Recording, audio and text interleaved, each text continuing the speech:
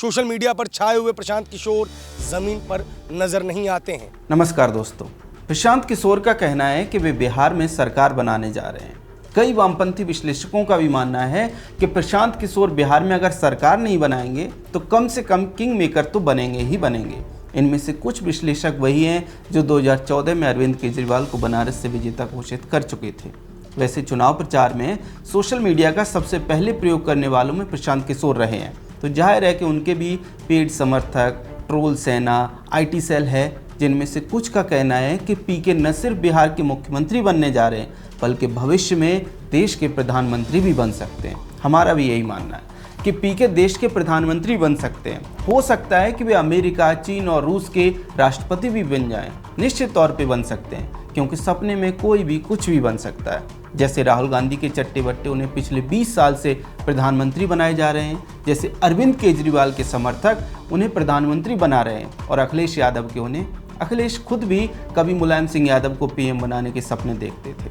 तो जब ये सपा कांग्रेस वाले सपने देख सकते हैं तो जनसुराज वाले क्यों नहीं, प्रशांत किशोर क्यों नहीं? निश्चित तौर पर वे सपने देख सकते हैं, लेकिन सवाल यह है कि ये सपने सच कैसे और कब होंगे? क्या पीके का जमीन पर कोई आधार है? क्या प्रशांत किशोर को बिहार में लोग वोट देंगे? क्या जमीन पर वे कुछ भी प्रभाव डाल पाएंगे? किंग तो छोड़िए, क्या वे किंग मेकर भी बन पाएंगे? आइए इन सवालों के उत्तर खोजने का प्रयास करते हैं। देखिए, प्रशांत किशोर चुनावी रणनीतिकार थे। वे IPAC नाम की कंपनी चलाते थे और दूसरी पार्टियों के लिए चुनाव में रणनीति बनाते थे, प्रचार करने का काम करते थे। उन्होंने TMC, कांग्रेस समेत कई दलों के लिए अलग अलग चुनावों में काम किया। जब वे सफल रणनीतिकार बन गए तो उन्हें लगा कि वे नेता भी बन सकते हैं, और इसलिए उन्होंने 2024 में जनसुराज नाम से अपनी पार्टी शुरू कर दी। इसके बाद पीके ने पब्लिक रिलेशन वाला अपना दिमाग लगाया और सोशल मीडिया पर जमकर पैसा फूंका। जमीन पर भी वे घूमने लगे। घूम कर उन्होंने तमाम आदर्शवादी बातें और वादे कर डाले, और ऐसा करते हुए वे अरविंद केजरीवाल की याद दिलाते हैं। कैसे? देखिए, प्रशांत किशोर लगातार समस्याएं गिना रहे हैं, बिल्कुल वैसे ही जैसे अरविंद केजरीवाल अपनी राजनीति की शुरुआत में गिनाते थे। सवाल है कि क्या समस्याएं गिनाने से लोग प्रभावित होते हैं? शायद नहीं।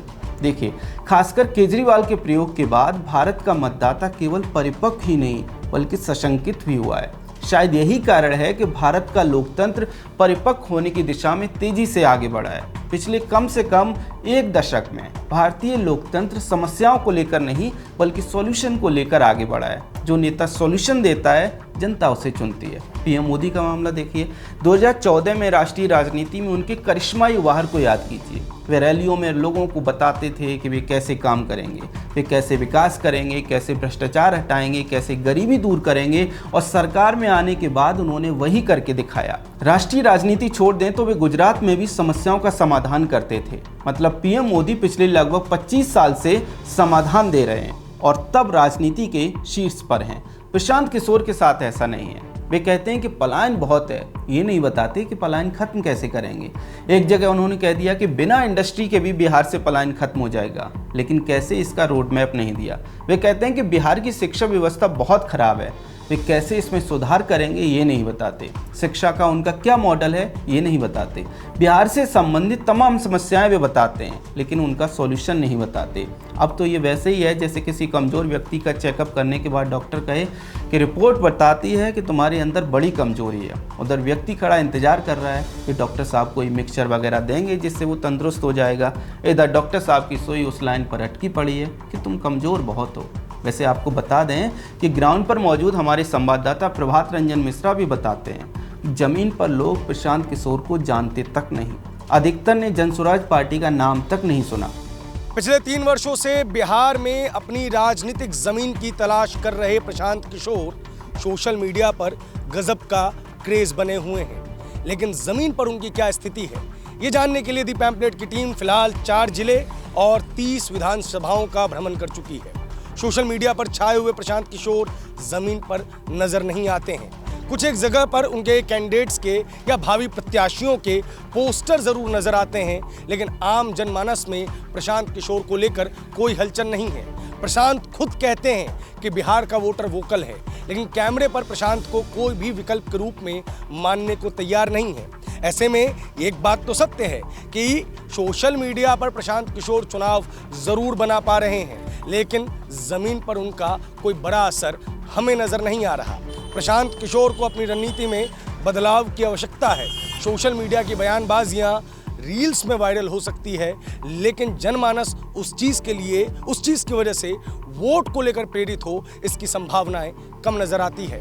कटिहार से द पैम्पलेट के लिए प्रभात रंजन मिश्रा की रिपोर्ट। जी हाँ, बिल्कुल यही स्थिति बिहार में प्रशांत किशोर की है। मतलब ये कि सोशल मीडिया पर प्रशांत किशोर जमकर पैसा बहा रहे हैं, खूब पीआर कर रहे हैं, प्रोपेगेंडा कर रहे हैं, मेन स्ट्रीम मीडिया में भी इंटरव्यू फिक्स करके सब कुछ कर रहे हैं, लेकिन जमीन पर नीलवट्टे सन्नाटा। सवाल है क्यों? तो पहला कारण हमने आपको बताया कि लोग सॉल्यूशन चाहते हैं। समस्याएं तो वे जानते ही हैं, ऐसा सॉल्यूशन जो प्रशांत किशोर देने के लिए तैयार नहीं है। इसका अर्थ यह है कि पीके के पास अगर कोई विजन है, अगर है, तो वे लोगों के सामने नहीं रख पाए। याद रखिए, मैंने कहा कि अगर उनके पास कोई विजन है तो। अब दूसरे कारण पर आते हैं। देखिए, हमारे देश में कुछ जमीनी वास्तविकताएं हैं जिन्हें किसी भी राजनीतिक दल को स्वीकार करना ही पड़ेगा। देश में अलग अलग जातियां हैं, अलग अलग वर्ग हैं, ऐसे में उनकी अलग अलग समस्याएं हैं, उनके अलग अलग मुद्दे हैं। कहने का अर्थ ये है कि जाति राजनीति एक सच है, और बिहार में तो विशेष तौर पर। लेकिन प्रशांत किशोर इस मामले में बहुत पिछड़ जाते हैं। प्रशांत किशोर खुद सवर्ण हैं, लेकिन वे सवर्णों के भी नेता नहीं हैं। दूसरी किसी भी जाति में उनका कोई आधार नहीं है। इसके साथ ही उनके पास कोई दूसरा ऐसा नेता भी नहीं है जो किसी भी जाति में प्रभाव रखता हो। ऐसे में ये अनुमान लगाना मुश्किल नहीं है कि जातिवादी राजनीति का तोड़ उनके पास नहीं है। तीसरा बड़ा कारण है आरजेडी का मुस्लिम वोट बैंक समीकरण। देखिए, प्रशांत किशोर का प्रयास है कि मुस्लिम वोट को अपनी तरफ खींचा जाए, लेकिन ऐसा शायद संभव नहीं है, क्योंकि तेजस्वी ने पहले से ही मुस्लिम वोट बैंक पर एक तरह से डाका डाल रखा है। कांग्रेस भी उन्हें अपनी तरफ खींचना चाहती है। ओबीसी भी बिहार में चुनाव लड़ रहे हैं। कह सकते हैं कि महागठबंधन के दल पहले से मुस्लिम वोट बैंक को अपने पाले में करके बैठे हैं। याद रखिए, मुसलमान इस मामले में बहुत सतर्क दिखाई देते हैं कि वे उसी दल को वोट देते हैं जो बीजेपी को हरा सके, और बिहार में उन्हें ये उम्मीद महागठबंधन से दिखाई देती है। ऐसे में वे प्रशांत किशोर को वोट देकर शायद ही अपने वोट बटने दें। ये बात पीके भी जानते हैं, इसलिए अब वे तेजस्वी से समझौता करने का प्रयास कर रहे हैं कि मुस्लिम बहुल सीटों पर एक दूसरे के खिलाफ कैंडिडेट न उतारें। यहीं से हमें चौथा कारण भी समझ आता है। देखिए, प्रशांत किशोर भले ही आरजेडी की आलोचना करते हैं, लेकिन पिछले कुछ दिनों से वे लगातार बीजेपी पर आक्रामक हैं। बीजेपी नेताओं पर अनाप शनाप आरोप लगा रहे हैं, और अब तो खुलकर तेजस्वी से सीटों को लेकर डीलिंग करने का प्रयास भी कर रहे हैं। इससे लोगों के अंदर ये संदेश गया है कि प्रशांत किशोर को पीछे से आरजेडी ने समर्थन दिया है, और आरजेडी के खिलाफ तो लोगों में लंबे समय से गुस्सा है। ऐसे में नए चेहरे का जो लाभ प्रशांत किशोर बिहार में उठाना चाह रहे थे, वो भी शायद उन्हें ना मिले। पांचवा कारण जो बहुत महत्वपूर्ण है, वो है संगठन का ना होना। जी हाँ, प्रशांत किशोर प्रोपेगेंडा में भले ही पीएम बने घूम रहे हैं, लेकिन सच्चाई यही है कि अभी तक उनकी पार्टी जनसुराज का जमीन पर मजबूत संगठन दिखाई नहीं देता। कुछ जिलों में जिला स्तर का संगठन तो है, लेकिन उससे नीचे ब्लॉक स्तर और बूथ स्तर का मजबूत संगठन और व्यवस्थित संगठन कहीं दिखाई नहीं देता, और चुनावों में निश्चित तौर पर इसका प्रभाव पड़ेगा। छठा कारण है एनडीए और महागठबंधन जैसे दलों की सीधी टक्कर। देखिए, जब किसी भी राज्य के चुनाव में दो मुख्य दल या फिर दो मुख्य गठबंधनों की सीधी टक्कर होती है, तो उसमें तीसरे दल को लोग वोट नहीं देते। पिछले कई चुनावों में हमने ये पैटर्न देखा है। लोग दोनों में से एक को बहुमत देते हैं और दूसरे को विपक्ष में बिठा देते हैं, तीसरे को बहुत पीछे छोड़ देते हैं। उदाहरण के लिए हरियाणा का चुनाव देखिए, बीजेपी कांग्रेस की सीधी टक्कर थी, आम आदमी पार्टी को लोगों ने किनारे कर दिया। कर्नाटक में बीजेपी और कांग्रेस की सीधी टक्कर थी, वहाँ की क्षेत्रीय पार्टी होते हुए भी जेडीएस को अच्छी सीटें नहीं मिली। यूपी में 2022 के चुनाव में भी यही हुआ, बीजेपी और सपा की सीधी टक्कर थी, तीसरे किसी दल का कुछ नहीं मिला। बीएसपी को भी एक सीट पर सिमटना पड़ा। कहने का अर्थ ये है कि किसी भी चुनाव में जब दो बड़े हाथी लड़ते हैं, तो जनता उन दोनों हाथियों में से किसी एक हाथी को चुनती है। इस बार के बिहार चुनाव में ये दो बड़े हाथी एनडीए और महागठबंधन है। ऐसे में प्रशांत किशोर का क्या होगा वो देखना होगा।